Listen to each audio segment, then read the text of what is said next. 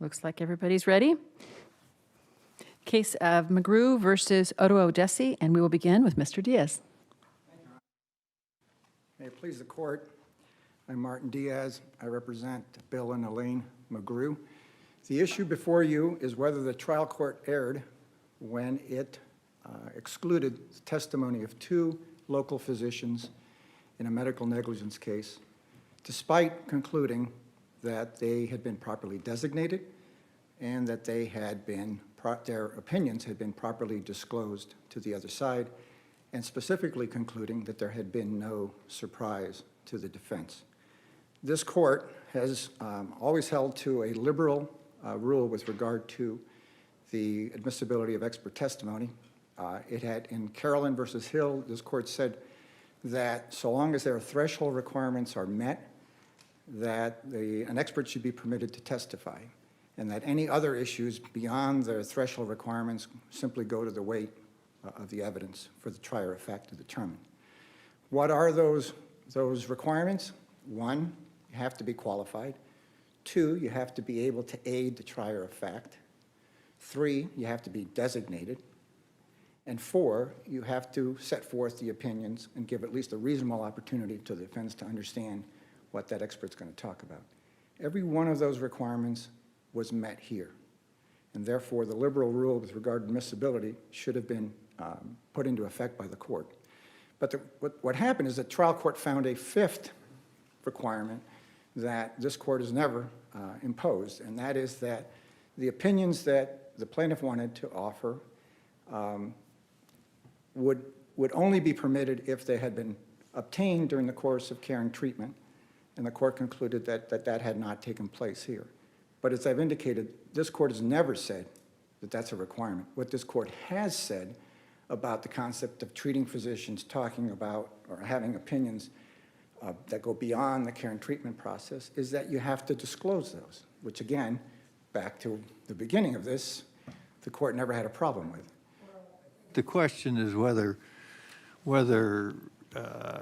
fairly minimal disclosure of the discovery rules of a treating physician apply, or whether an expert report is required, which is ordinarily what we have, of course, with experts retained as part of litigation.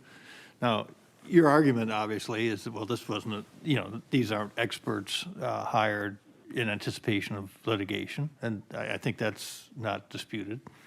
But their opinion, the opinion that you want to have into evidence is that there was a breach of a standard of care, and that is not ordinarily a necessary conclusion in the course of treatment. Whether there was a breach of the standard of care doesn't really affect the manner in which I'm going to treat you going forward. So the argument, I guess, is, well, although this person wasn't hired by contract and wasn't paid, $500 an hour, et cetera, the nature of the testimony is akin to a retained expert, and therefore an expert report is required, which is much more detailed, and instead all they got was, quote, breach of the standard of care. And I think you'd concede in an expert report that wouldn't be adequate for a retained expert. You understand the nature of my question? And I think in this case it's pretty academic because the plaintiff did produce the progress note that the doctor had put together on the day that the doctor specifically saw this patient, and where in that document he specifically set forth a statement that the amount of stenosis that was found on a scan did not justify surgery. That was in the report. In other words, that was produced. That was the equivalent of obtaining that report. One of the difficulties, obviously, when we get to the issue of whether or not you're retaining the individual or not, is the ability to gain the information that you need to disclose. So, for example, if somebody happens to come along and provide an opinion that the court would deem to be one that requires something more than just a summary, then the situation is, okay, how do we get that information? We contact that doctor, and the doctor says, I don't want anything to do with your litigation. You've got my report. that's good enough. And so that, effectively, I guess the premise of your question is, did that occur here? No. What we provided in the petition, and in the disclosure of documents as part of the initial disclosures, we produced that report. They had that information available to them. They could have had it at any point in time. They could, if they wanted to, and at one point they did, say, let's take the deposition of that individual. But they opted not to do that. In fact, they withdrew, they canceled the deposition and said, we're going to go with this argument that the jury shouldn't be allowed to hear this testimony. I tend to agree with you that the disclosure was adequate. My concern is more in a different area, which is, what ended up being the harm to your client, because it seems like the fight at trial was the doctor negligent in the degree of stenosis that he observed? Was this 70 or 65%? And as I understand it, the experts that you wanted to put on were going to say it was 32 to 40%.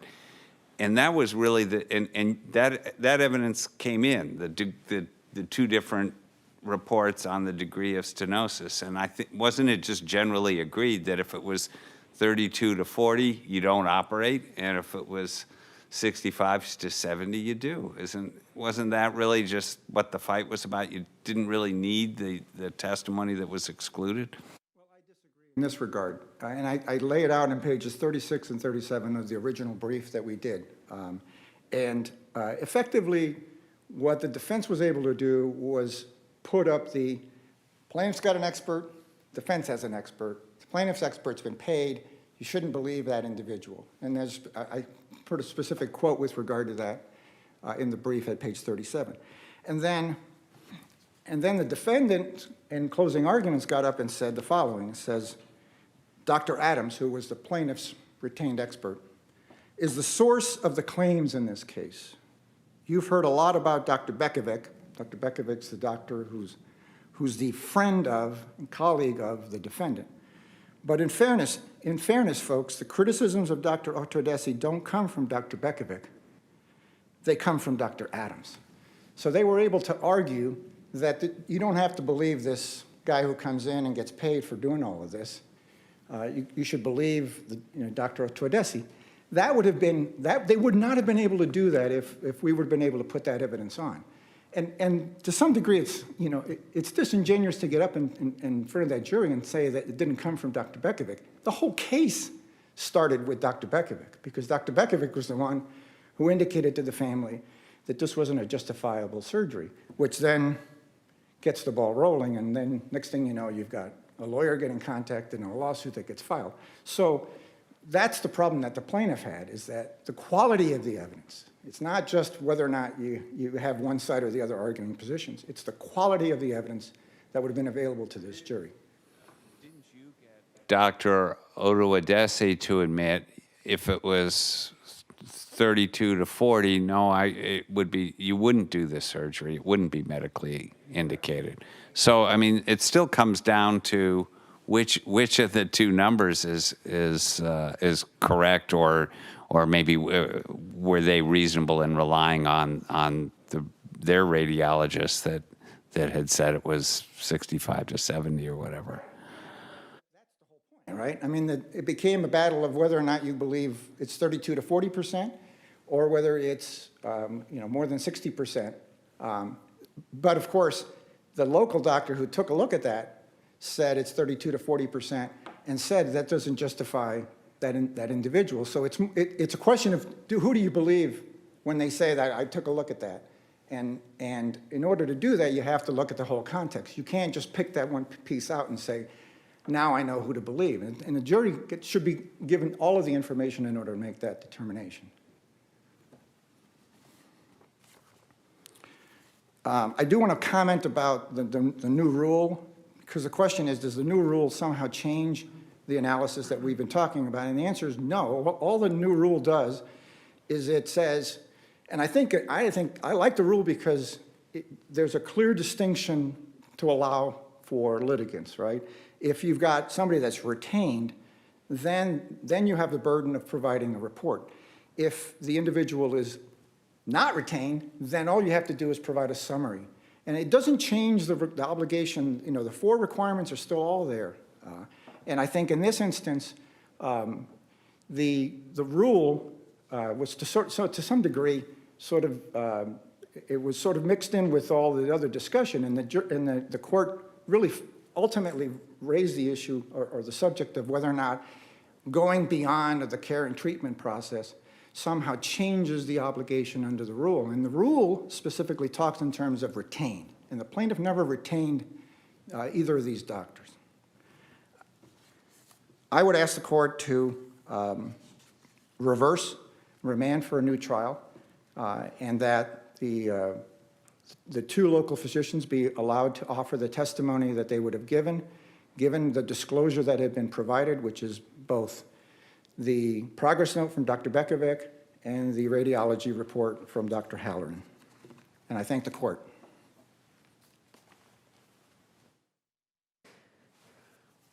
Thank you. Ms. Penner. May it please the court, counsel. Dr. Otoadese's position in this case is that the Hansen line of cases still applies, notwithstanding the change in the rule in 2015.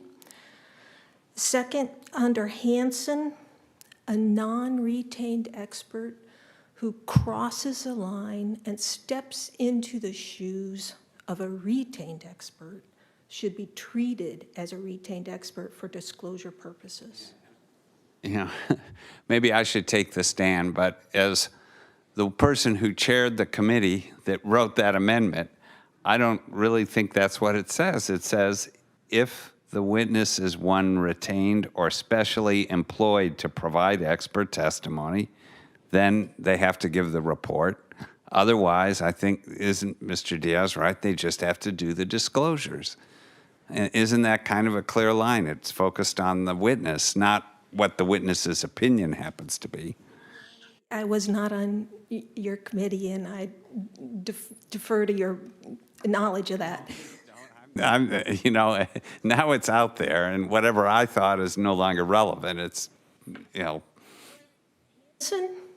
we don't, it's our position Hansen was not overruled by those rule changes, and that Hansen is still important.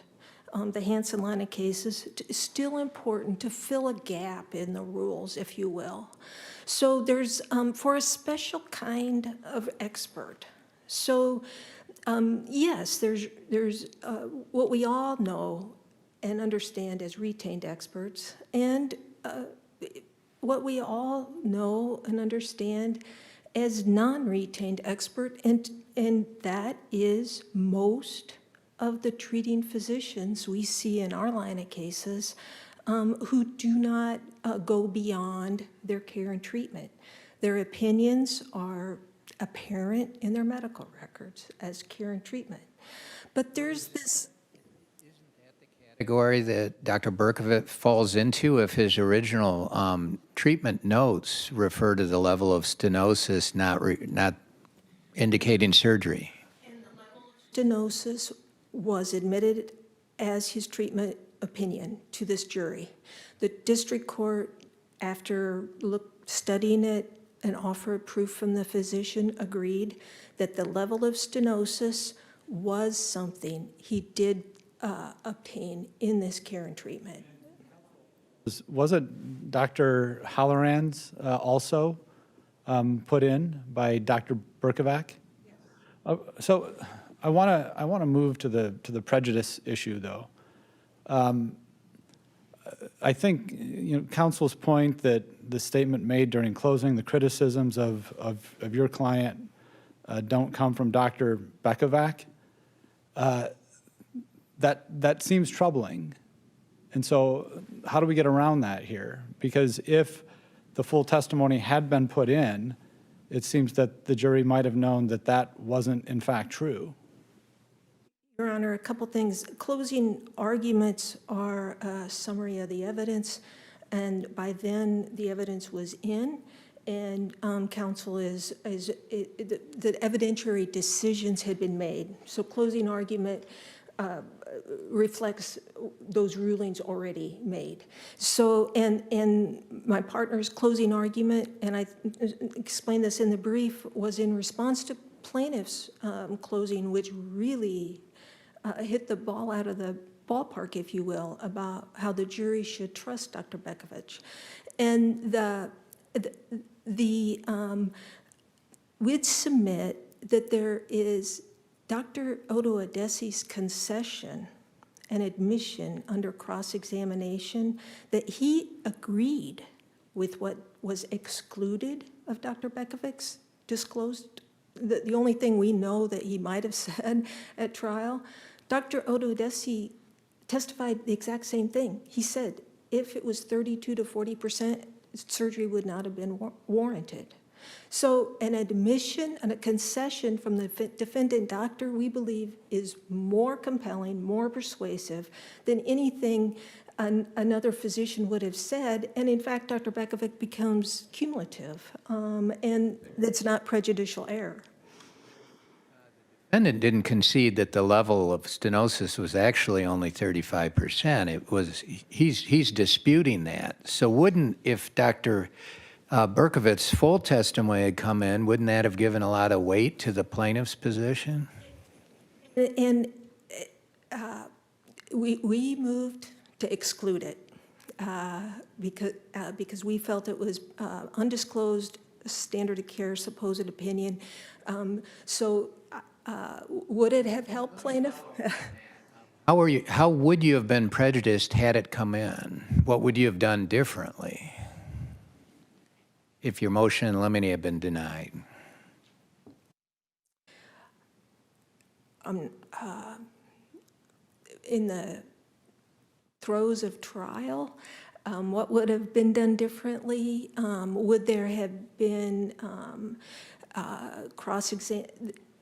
likely cross-examination on the scope and the extent and what he was really saying? And that brings me to a point. It's our position that that medical report that plaintiff says was full disclosure was not full disclosure. The medical report in and of itself from Dr. Bekovich was not the issue before the district court. In addition to that medical report, plaintiffs served an interrogatory answer that said, hey, these two physicians, we're going to elicit at trial unlimited standard of care and breach opinions. That's what their interrogatory answer under 1.502C said. But there was a huge disconnect between that and the actual medical reports that came in. And we'd submit Dr. Bekovich, he does not say that there was a breach of the standard of care, that there was negligence. You can't even tell for sure who if it is a criticism, it's not real clear who he's criticizing. Is it the radiologist? Because that's who he refers to in his report, is Dr. Kamoun, who's a released party, a defendant who settled. Is it, if there's a criticism, is it of him and his interpretation? What is the breach? We do not agree that that was a full disclosure to allow. From what was disclosed, they said Dr. Bekovich reviewed the angiogram, determined a stenosis of the whatever, of approximately 40%. 40% is not sufficient to justify endorectomy. The first and therefore the second endorectomy were unnecessary, violated the standard of care. Dr. Otoadese misread the CTA and violated the applicable standard of care. Why isn't that enough? That's Your expert conceded that if it was 40%, it wouldn't be medically, yeah. in this case. That is counsel's interrogatory answer, unsigned by this expert. Those opinions that there was a breach of the standard of care, that it was negligent, were never elicited in the offer of proof of these physicians. Plaintiff's counsel told the district court, I'm not quoting, I don't know what these physicians will say, because I can't control them. I don't control them. I can't retain them if I wanted to. He had to subpoena them to come to trial. So we'd respectfully submit plaintiffs didn't know what they would say if asked. And so how are we supposed to know? Had to subpoena them, then that's a good reason not to require them to do a 2B report, which is what, at least I think, the rules intended. And to just provide this lawyer's interrogatory answer, which as long as it discloses what's going on, it's complete enough. I mean, we got rid of the ones that had to be signed by the expert. That was part of the change in the rules. Interrogatory answer didn't tell us anything. It was plaintiffs were asking for a blank check to elicit whatever they wanted from. We didn't. I think this may be a follow-up to Justice Mansfield's question. If the expert is not retained, how does the client get the report? Right? I mean, there's no client control there. If the expert is not retained and is uncooperative, there may be a limit. They may be limited to, in a treating physician context under the law of cases of Hansen, limited to care and treatment, which is exactly what this district court did. So if the expert is not willing to do a report under 502B, then they are limited to care and treatment, which is been our law for 20 years, since day. Concern was you didn't know what he would say. Why didn't you depose him? We know of no cases that in order to move in limine or to move to exclude an expert, you have to, the party moving has to take the extra step to uncover the opinions. And to require us to depose really defeats the purpose of the rule change, which was part of that. The rules, it's my understanding, were modeled after federal rules. If you look at the federal rules and the commentary, one of the purposes of those 2010 rules in the federal system was to increase the amount of expert disclosure. One reason is to avoid the necessity of depositions. It reduces cost and the use of resources. So we know of no reason we would have to have taken that deposition. Your Honor, the other thing that I would add on the insufficiency of the report, the medical report, is to highlight for you Dr. Halloran. Plaintiffs have never backed off of or never withdrawn their position that Dr. Halloran was fully disclosed for standard of care and breach opinions. And I would ask the court to look at Dr. Halloran's medical record. I looked at it again this morning. I cannot find anything in that report that would adequately put the defense on notice that Dr. Halloran had standard of care or breach opinions. Dr. Halloran, in his offer of proof, he did not know what Dr. Otoadese or Dr. Kamoun had read. They're reading the 65 and 70%. He testified it was a blind overread. So how could he have standard of care and breach opinions? We just respectfully submit there was not adequate disclosure. So in summary, Your Honor, it's our position Hansen is still good law. It is important. It fits a need. It fills a gap in our rules for when an expert voluntarily, if you will, asserts themselves into a case as if they were a retained expert, potentially giving all of the evidence that a party with the burden of proof needs to establish their case. And under plaintiff's position, that case can go forward with the defense never getting an expert report, never getting the kind of information reflected in 1502B, which is a complete statement of opinions with the basis for those opinions. And we'd submit that wasn't done in this case, and that the district court correctly excluded opinions beyond care and treatment. We'd ask that the court affirm. Thank you. If we disagree and find that this evidentiary exclusionary rule was an error, was that error harmless? And if so, why? How? What's your best argument on it? It wouldn't have made a difference. Because of the lack of prejudice. The critical piece in this plaintiff's case was the degree of stenosis, and there was so much evidence about the degree of stenosis. Plaintiffs had Dr. Adams, Dr. Bekovic's percent came in, Dr. Halloran's percent came in. Dr. Bekovic was able to tell the jury that's a significant, I think he said substantial difference, either substantial or significant difference between Camone and mine. And plaintiffs, like we said, all the experts agreed that you got to have 50 to 60 to warrant surgery. So even the defense and Dr. Otoadese. So there's simply no prejudice. Thank you. Thank you, Your Honor. May it please the court, just a couple of points I'd like to make.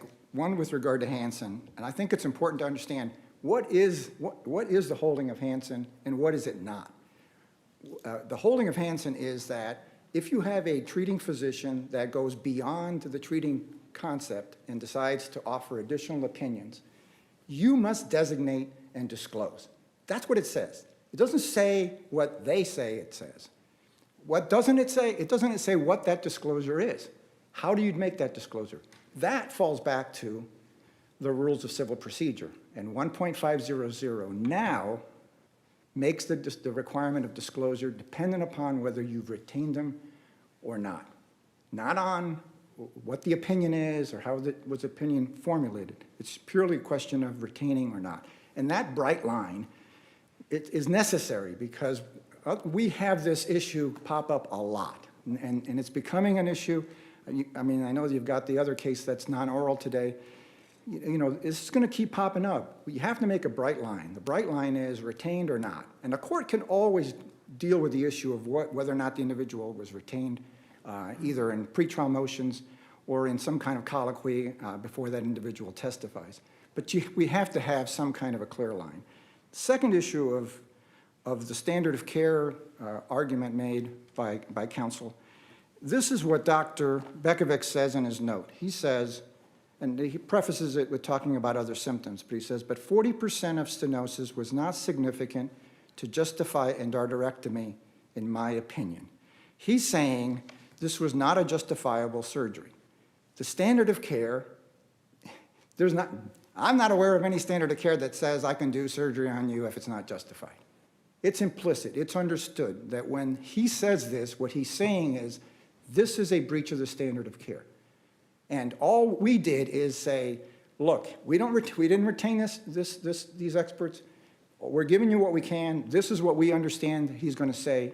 We're going to follow whatever he says here because ultimately, we're going to be limited by his report, and in this case, his progress note.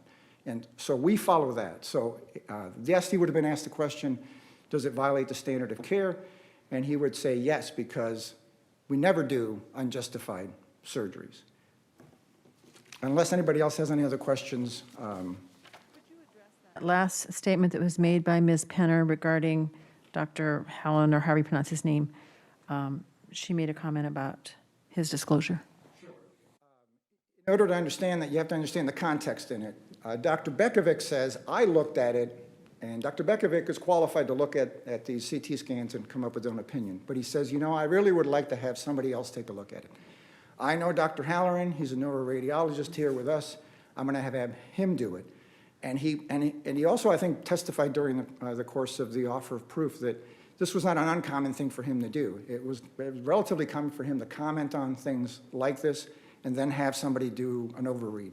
And what Dr. Halloran would testify to is when we're looking at CT scans for angiograms, we're looking to see the amount of stenosis. So, and why is important? Because the surgeons need to know whether or not this is a justifiable surgery. And so if it's in the 32%, as he ultimately found, what follows from that is that it's understood that that is a necessary piece of information for that doctor to have in order to make a decision whether to not to recommend surgery. So to that extent, he would be commenting on the standard of care. And all we did, again, is try to give the other side a heads up that this is what we want to do. I don't know if I've answered your question fully, Your Honor, but thank you. Appreciate it. Nice to see all of you again. Thank you. Everybody should get home before you're taken off like Dorothy. The case of McGrew versus Otoadese is hereby submitted, and court is adjourned for the day. Thank you. Hear ye, hear ye. The Honorable Supreme Court of the State of Iowa is now adjourned.